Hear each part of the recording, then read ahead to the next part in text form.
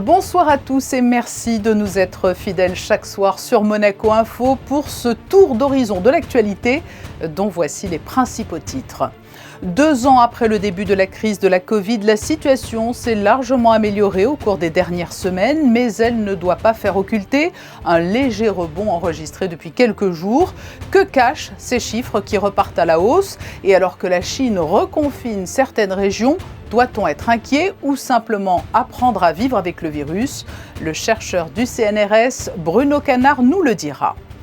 Aujourd'hui se tenait une nouvelle réunion de la commission locale transfrontalière de coopération franco-monégasque. Nous ferons le point sur les grands dossiers qui y ont été abordés.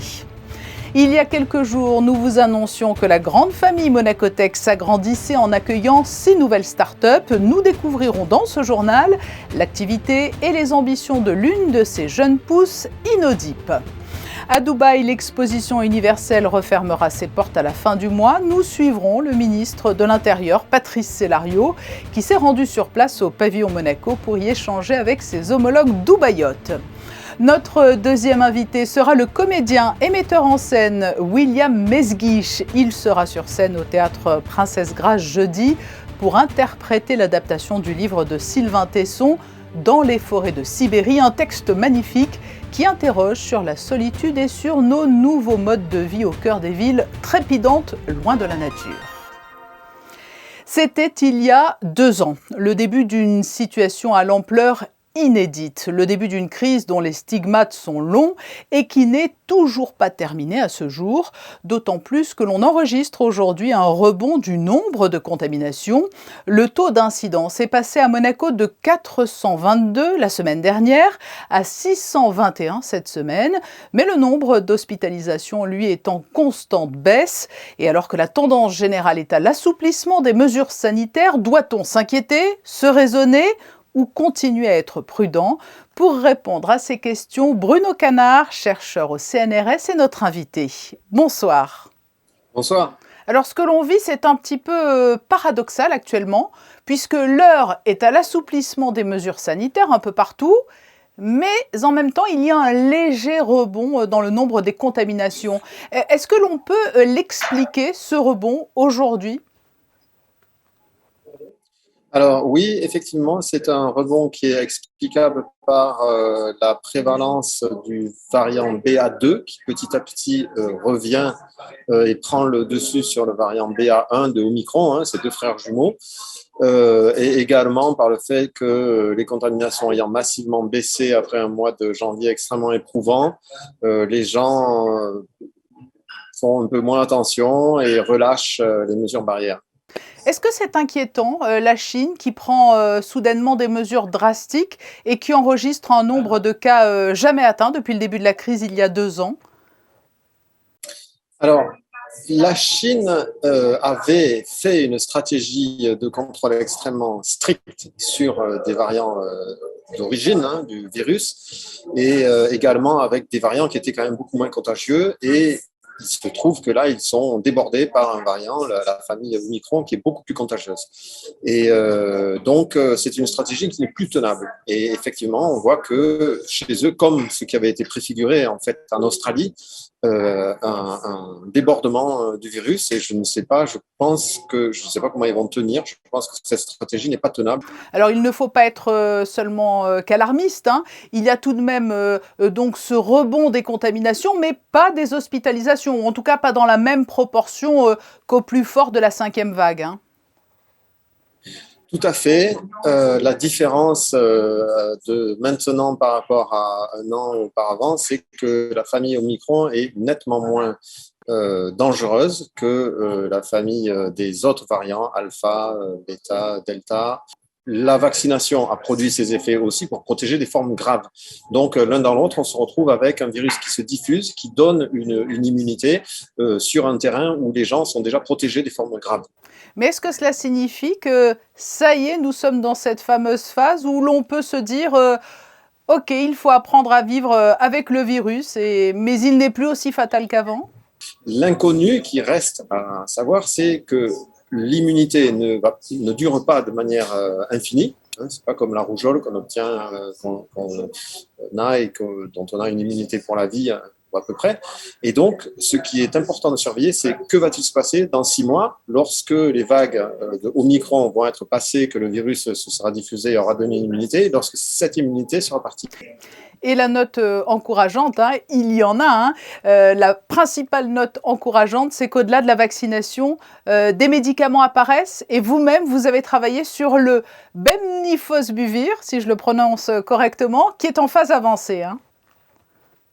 Très bien, oui. Et effectivement, c'est un médicament qui a été mis au point d'ailleurs par un monégasque et collègue avec qui on travaille depuis fort longtemps sur bien d'autres médicaments, et qui est un médicament qui va pouvoir être combiné à d'autres médicaments pour avoir des efficacités optimum. Sur les virus ARN, que ce soit les coronavirus ou n'importe quel virus de type virus ARN, il faut pouvoir combiner des médicaments pour avoir des efficacités très fortes. Et donc, il faut évidemment avoir des profils de sûreté qui sont très bonnes, comme ce qui est le cas.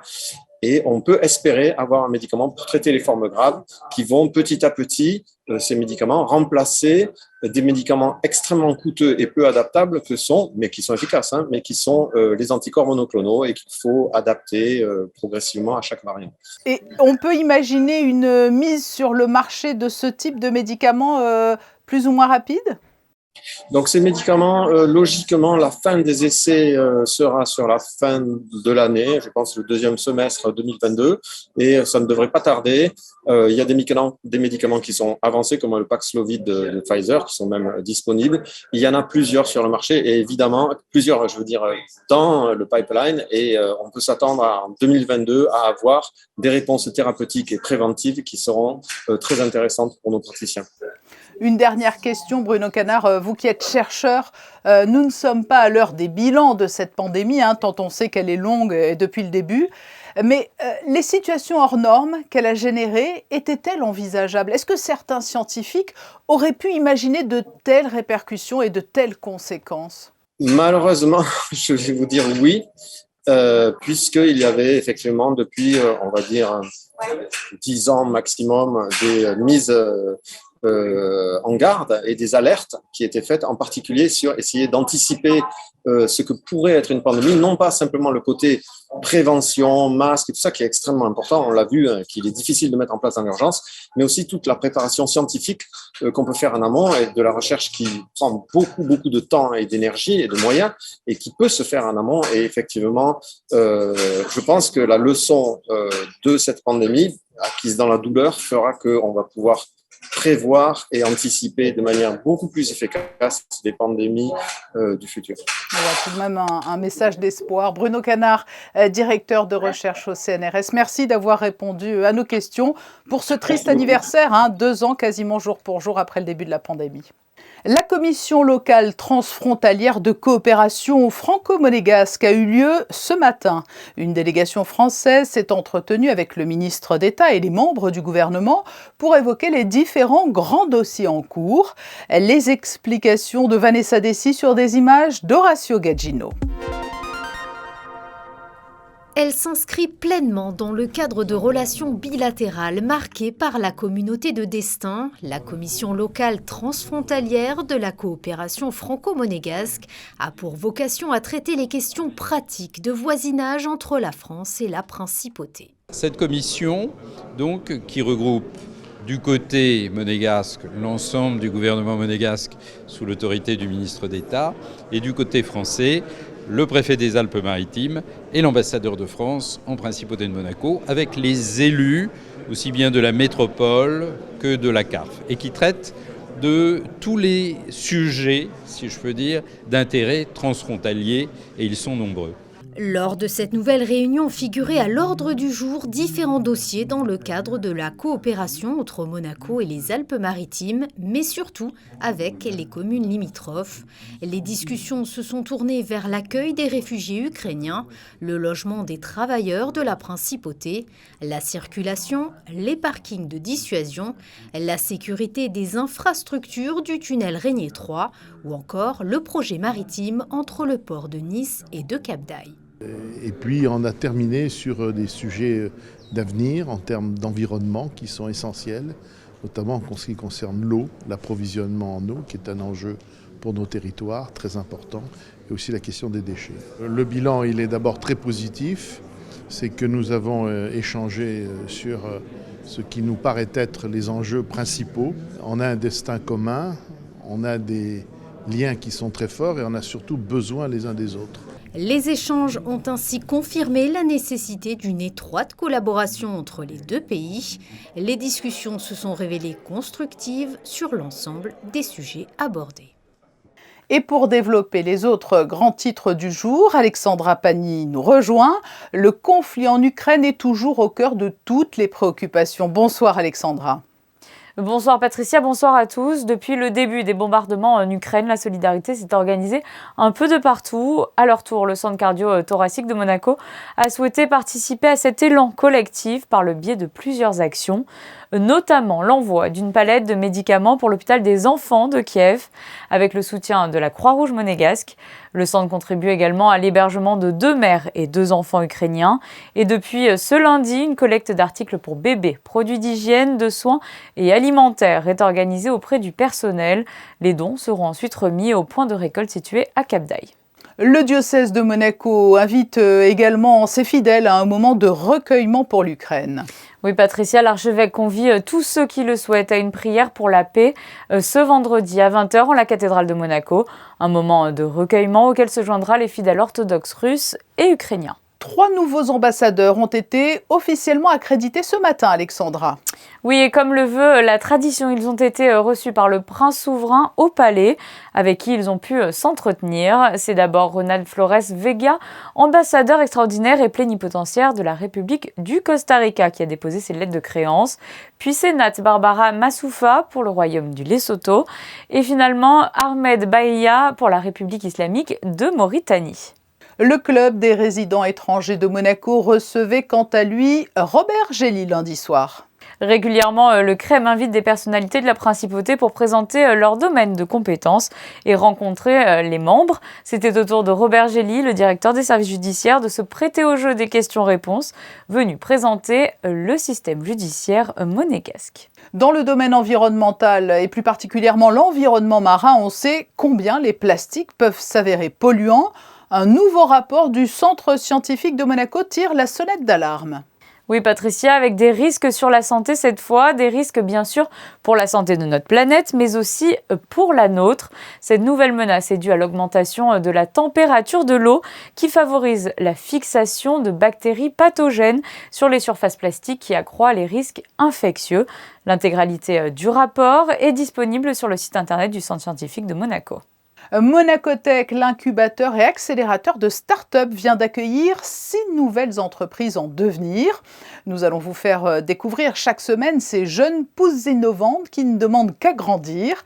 La première de cette série est InnoDeep, l'application MedTech qui diagnostique et analyse l'évolution des cancers grâce à l'intelligence artificielle. Son portrait est signé Anaïs Riu et Julien Laugier. Inspiré par les tests de masse du Covid-19, Mustapha Hamdi est le fondateur d'InnoDeep, une application de diagnostic et de suivi des cancers par l'intelligence augmentée hybride.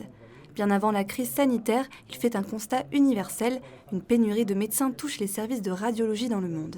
On a une pénurie de radiologues experts dans certaines régions, et ça touche le monde entier, que ce soit en France, en Allemagne, et en Europe, et puis après en Afrique.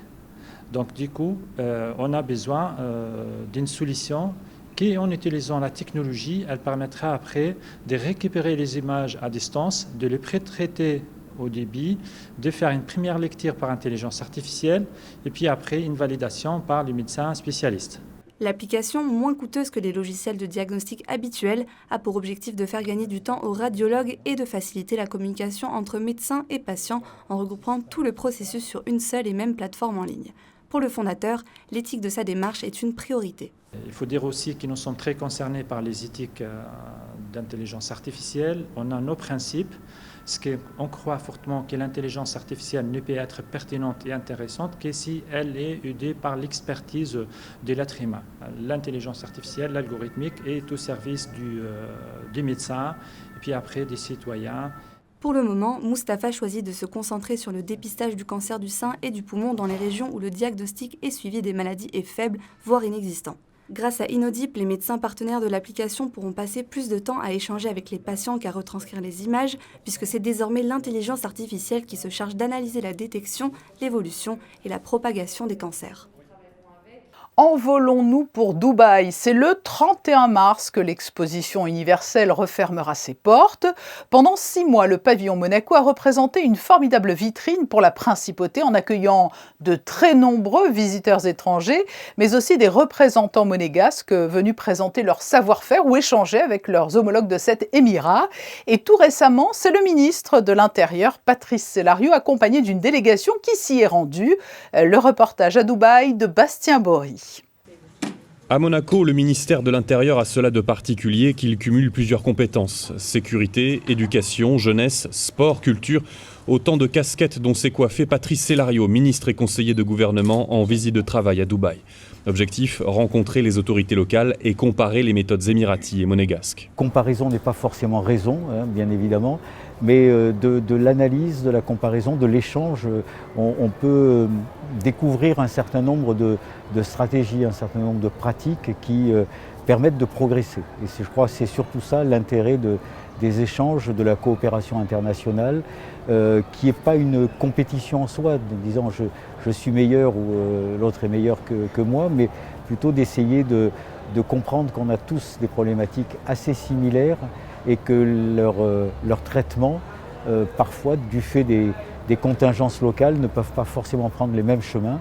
Il y a des chemins assez intéressants à découvrir, même si on n'y pensait pas a priori. Et je crois que c'est surtout ça l'intérêt de ces échanges. Les Émirats et la Principauté, deux territoires certes éloignés, mais qui n'en restent pas moins compagnons de lutte.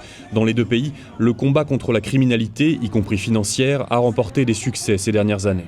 La sécurité est aussi importante à Dubaï, je dirais, qu'à Monaco. C'est un pays qui repose énormément sur la sécurité.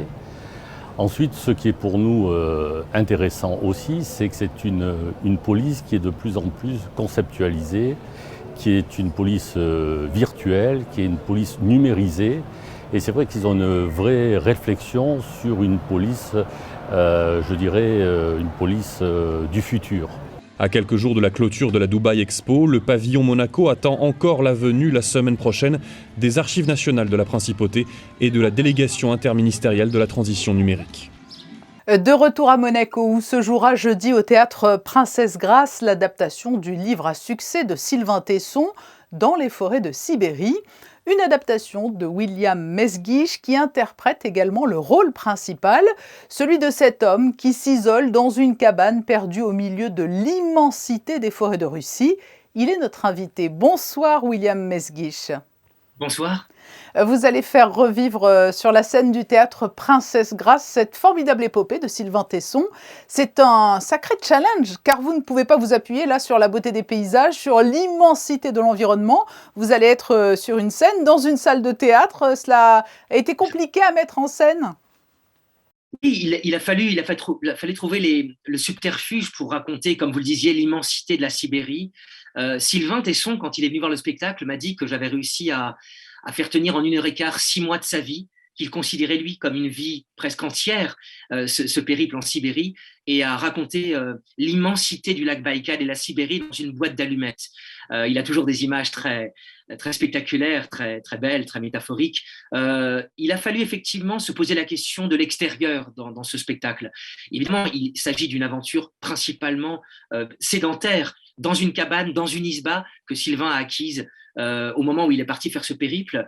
Et il n'a pas de grandes ressources et de grands atouts dans cette cabane, mais il a pour lui la littérature, puisqu'il emporte des livres, la solitude, le silence, et je me suis quand même concentré beaucoup sur l'intérieur.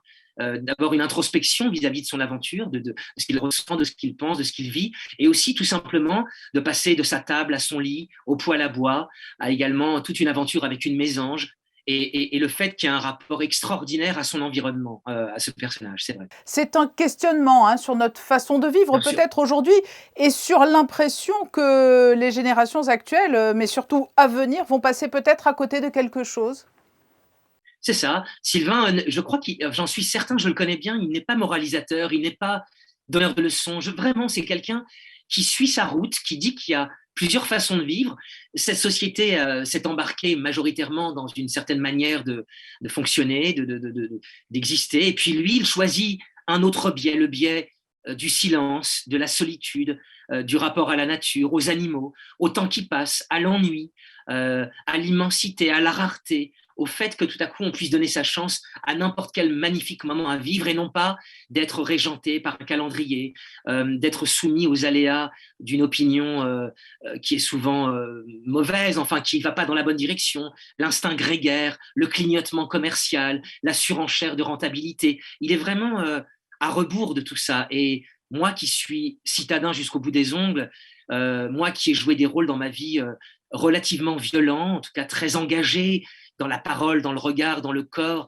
Ça a été un immense bonheur, et c'est toujours un bonheur que de pouvoir dire ces mots-là qui procèdent d'une forme d'apaisement finalement, de distance, de commentaire de la manière dont on peut vivre dans ce monde totalement effervescent et qui nous abîme souvent. Et vous serez donc jeudi au Théâtre Princesse Grace pour donner corps à ce texte et à cette aventure. Oui. Et à l'issue de la représentation, sera organisé un bord de scène. Ce sont des moments privilégiés avec les spectateurs. Vous appréciez ces échanges? Ils sont parfois étonnants.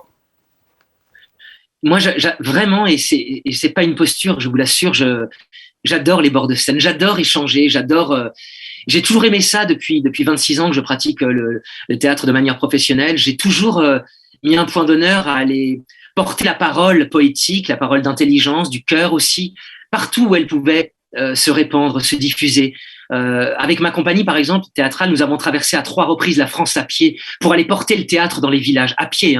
On a fait sur 3 périples 7000 kilomètres pour justement aller au cœur comme ça et aller à la rencontre des gens. Donc quand il est possible d'échanger, de partager, de métisser les opinions, les réflexions, les jugements, voire les critiques ou les éloges, c'est toujours des grands moments de bonheur parce qu'on est dans de l'humain et on prolonge le spectacle. Moi, je ne suis pas je crois que la plupart des artistes ne sont pas des mercenaires, mais enfin, je ne suis pas à me dire non, je reste dans ma loge, je ne veux voir personne. L'idée de partager est une idée réjouissante quand on fait du théâtre. Et avec tous les publics, bien sûr, je l'ai beaucoup fait avec les plus jeunes parce que je trouve que les plus jeunes, il faut les guider sans doute un peu davantage, mais je pense qu'il faut aussi guider sans doute les plus anciens. Et en tout cas, il n'y a pas de raison que les plus anciens ne participent pas à cette aventure-là, de l'échange et du partage. Et je suis vraiment ravi à l'idée de pouvoir parler aux gens après le spectacle, vraiment. Eh bien voilà, l'invitation est lancée au public. William Mesguich, merci d'avoir répondu à nos questions. Et je rappelle donc que vous serez sur la scène du Théâtre Princesse Grace jeudi pour jouer dans les forêts de Sibérie de Sylvain Tesson. Autre programmation théâtrale cette semaine, cela se passe du côté du Théâtre des Muses, Alexandra. Une programmation pour tous les goûts et tous les âges, Patricia. On commence avec la programmation adulte, avec Les mots bleus, vendredi, samedi, dimanche et lundi. Une pièce qui expose de manière intense et poignante toutes les formes de violences faites aux femmes, au travers du prisme des victimes, des témoins, mais aussi des bourreaux. Autre rendez-vous plus léger cette fois avec ce vaudeville débridé et musical, La Cagnotte, sur scène du 24 au 27 mars. Et l'on n'oublie pas bien sûr les enfants. Bien entendu, il y a toujours beaucoup de choix au Théâtre des Muses pour le jeune public. 2 pièces sont à la une, 2 grands classiques au programme et on commence avec Alphonse Daudet et La chèvre de Monsieur Seguin, les mercredis 16, samedi 19 et dimanche 20 mars. Puis la semaine suivante, les contes du chat perché, les mercredis 23, samedi 26 et dimanche 27 mars. Alors dépêchez-vous de réserver vos places. Le verre porte malheur, dit-on en télévision, mais avez-vous pensé, Alexandra, à porter du verre jeudi? Bien sûr, Patricia, puisque la Saint-Patrick est de retour cette année au marché de la Condamine. Et pour cette fête irlandaise, la tradition veut que l'on porte une touche de vert en clin d'œil aux couleurs du pays et du trèfle, symbole de l'Irlande. Le marché de la Condamine se parera donc de vert dès 19h ce jeudi, avec une ambiance musicale et des plats typiques irlandais. La Roca Team à l'honneur sur la chaîne de télévision L'Équipe. Après avoir choisi de diffuser les matchs de l'Asvel en Euroleague, la chaîne L'Équipe vient d'annoncer vouloir retransmettre en direct 3 des 4 dernières rencontres de la Roca Team compte tenu des bons résultats des hommes de Bradovic. Une diffusion qui pourrait se prolonger en cas de qualification en play-off. Mais qu'on se rassure ici, cela ne remet pas en cause la diffusion sur Monaco Info. La totalité des matchs de la Rocket Team en Euroleague continuera d'être transmis en direct avec le duo vedette David Cosette et Ali Traoré aux commentaires. Et une diffusion sur France 3 Côte d'Azur est prévue exceptionnellement ce dimanche pour la rencontre face à Paris à 15h15, un match délocalisé pour l'occasion à l'Accor Arena. Enfin, du tennis avec l'annonce officielle de la liste des joueurs qui disputeront le prochain Rolex Monte Carlo Masters. Et un plateau exceptionnel, Patricia, puisque tous les joueurs du top 10 participeront cette année, dont Novak Djokovic, Rafael Nadal ou encore le tenant du titre, Stefanos Tsitsipas. Les premières wildcards ont été également attribuées aujourd'hui. Une revient au triple vainqueur du Grand Chelem, Stan Wawrinka, une autre au Français Jo-Wilfried Tsonga. En double, les organisateurs ont souhaité accorder la première invitation à Hugo Nys et Romain Arneaudo, membres de la Fédération monégasque de tennis. Et un autre membre de la Fédération monégasque de tennis a brillé ce week-end, Alexandra. Oui, il s'agit de Luca Katarina. Après avoir remporté ses 2 matchs en Coupe Davis il y a 2 semaines, il sort vainqueur ce week-end du tournoi M15 Monastir en dominant le Français Terence Atman 6-4, 6-1. Une belle victoire en attendant, on l'espère, une nouvelle wildcard pour le Rolex Monte Carlo Masters en avril. Passons aux prévisions météo pour la journée de mercredi. Un soleil encore timide est prévu pour mercredi. Les nuages seront encore en majorité dans le ciel. Les températures continuent leur remontée avec 16 degrés d'annoncés pour l'après-midi. Nous fêterons les bénédictes en ce 16 mars. C'est noté. Et demain, nous nous retrouverons à 19h pour un nouveau journal. Nous refermons cette édition avec les photos du jour. Une très belle série de Michael Alési, Monaco de nuit. Très belle soirée à vous. À demain.